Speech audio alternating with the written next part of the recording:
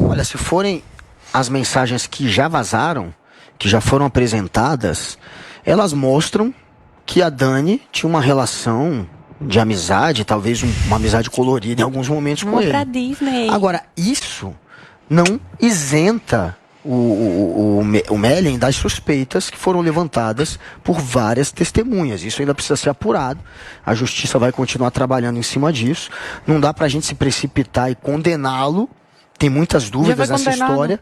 Foi demitido e tudo? Não dá pra gente se precipitar e fazer um julgamento de que ele é culpado e nem de que ele é inocente, muito menos com base nessas mensagens. Teve uma condenação na justiça, né? Mas já condenaram, a sociedade condenou ele. A sociedade, a princípio, né, ficou muito contra ele. Hoje já tem um movimento de, olha, vamos aguardar. As coisas agora ficaram mais nebulosas para uma parte da opinião pública e estão esperando o final desse processo, que é o que eu acho que todo mundo deve fazer. Não dá pra gente se precipitar nem para inocentá-lo, por conta dessas mensagens que para mim não significam muita coisa. Se forem as que já vazaram, só mostram que eles tinham uma relação, talvez de amizade colorida, e daí ela não era coagida, isso acontece aos montes, das pessoas terem uma relação de trabalho, uma relação de amizade, que às vezes não é porque a gente tem uma intimidade que você pode tudo, né? Então a gente tem casos no passado onde a relação era muito aberta e nem por isso a pessoa que era vítima estava mentindo, ela era vítima de fato. Vocês acham que a Dani Calabresa pode ser comparada a Amber Heard? Eu tava pensando nisso agora. Não dá pra comparar nada. Eu acho que se a gente começar a comparar, a gente já vai estar fazendo um julgamento precipitado. Tanto quanto fizeram dele, estariam fazendo dela agora, se começarem a querer comparar. Você acha parecido? Eu acho parecido porque uma mulher atacando o homem, e como é colocado na mídia, é a mesma forma.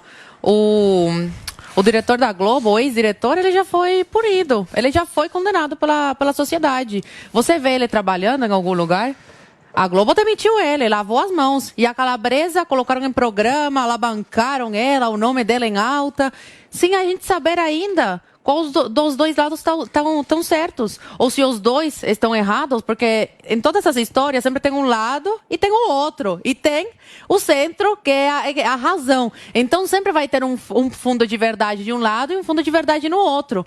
Então pode ser que dos dois lados tenha alguns erros, tanto dela quanto dele. Agora, como a mídia coloca, é sempre como a mulher é a coitadinha, como ele um abusador. Infelizmente, a gente vive numa sociedade assim. A gente não espera o devido processo legal, a gente não espera as investigações. A gente tende, do ser humano, a apoiar sempre um lado, ao invés de se manter neutro nesse tipo de situação e esperar o que vai acontecer. Porque, para mim, essas mensagens mostram muita coisa. Ela não era tão coagida assim, ela não é tão coitadinha assim, porque as mensagens mostram, vão pra Disney, eles conversavam. Então, se estavam num relacionamento colorido, como ela vai acusar ele agora de, não, foi só ele que estava dando em cima, só ele abusou.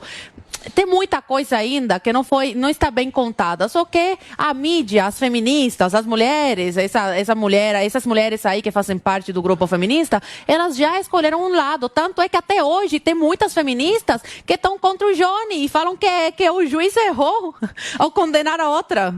Eu só acho que tem uma diferença do caso Amber Heard e Johnny Depp. O Johnny Depp provou por A mais B que ela estava ali falando de uma coisa isolada, né? Sim. Com ex-namorados, pessoas que ele teve relacionamento. No caso do Marcus Melling, tem outras mulheres nessa denúncia. Eu acho que essa é uma diferença bastante importante aí. Agora, no caso do Marcus Melling, a gente trouxe aqui na matéria do Feltrin, em vários depoimentos, por exemplo, que não corroboram com aquela matéria inicial da Piauí. Inclusive de testemunhas que estavam ali e que não entenderam ali como um abuso, mas como algo consensual. Então, assim, tem muita coisa que está sendo apurada.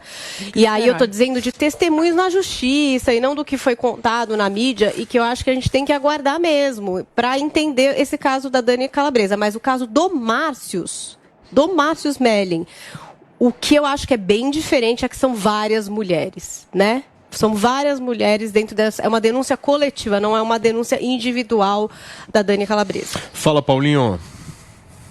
Eu só posso dar um sorriso aqui de ver, finalmente, que a gente está chegando a um consenso no programa que a gente não pode condenar as pessoas por meia dúzia de reportagens de jornal e testemunha. Eu tenho falado isso aqui com frequência e às vezes até as pessoas falam, não, mas saiu, eu vi, tem reportagem, tem testemunha. Eu vi no jornal, repete um monte de coisa mentirosa que saiu no jornal. Eu acho uma lição de por que a gente deve aguardar o processo legal e a justiça para poder emitir certos juízos. Quem é que vai acreditar em reportagem em Piauí, meu Deus do céu? Uma revista de militância de esquerda. Não é possível que a gente não perceba que todas essas matérias são pautas de esquerda que sempre são ventiladas dentro da sociedade para promoverem um discurso e uma pauta. Isso faz parte do movimento Me Too, o movimento feminista de empoderamento das mulheres, que nos Estados Unidos destruiu a vida de várias pessoas, várias delas inocentes. E por que a gente... por que tem o negócio da presunção da inocência? Eu falo sem presunção de inocência, presunção de inocência. Por que é presunção de inocência? Por que eu não condeno a outra com base em reportagem do Fantástico? Por que eu espero a apuração? Porque várias vezes eu percebo que, no final das contas, quando cai no processo, quando cai na justiça, aí descobrem essas coisas como essas aí. Ah, não pode aparecer as mensagens, senão vão descobrir que, não era bem assim como eu disse na reportagem da Piauí, na entrevista não sei aonde, como o sujeito foi destruído na mídia. Por quê? É o tal do Teorema de Salem. Isso aqui é dos Estados Unidos antigo, né? Episódio das bruxas de Salem. A ideia é que é o seguinte, depois de queimarem as bruxas, chegou-se à conclusão de que era melhor você ter 1000 bruxas soltas do que você ter um inocente condenado como bruxa queimada na fogueira. É um teorema do direito. E esse é o mesmo teorema do direito que eu prefiro aplicar para as pessoas. Então, assim, é fantástico que nós tenhamos a oportunidade, nesse caso específico, de ver, olha, prestem atenção. Muitas vezes essas reportagens icônicas que aparecem na mídia, elas são feitas para ventilar determinadas pautas que são pautas ideológicas. Elas são jogadas para promover uma ideia de sociedade e para tentar fazer uma transformação social. A revista Piauí é uma revista que vive basicamente de fazer isso. O Fantástico, por exemplo, virou um instrumento apenas de fazer isso. E as pessoas precisam ter consciência disso, que o jornalismo que existia antigamente não existe mais. E parar de emitir juízo, e isso muitas vezes é muito complicado que nós aqui, comentaristas, vou dar um sorinho aí pro Guga. Nós, comentaristas aqui, nós temos que prestar atenção, porque às vezes somos surpreendidos pelos fatos dos dias e temos que emitir juízo a respeito deles. E temos que ter cautela, porque no final das contas eu nem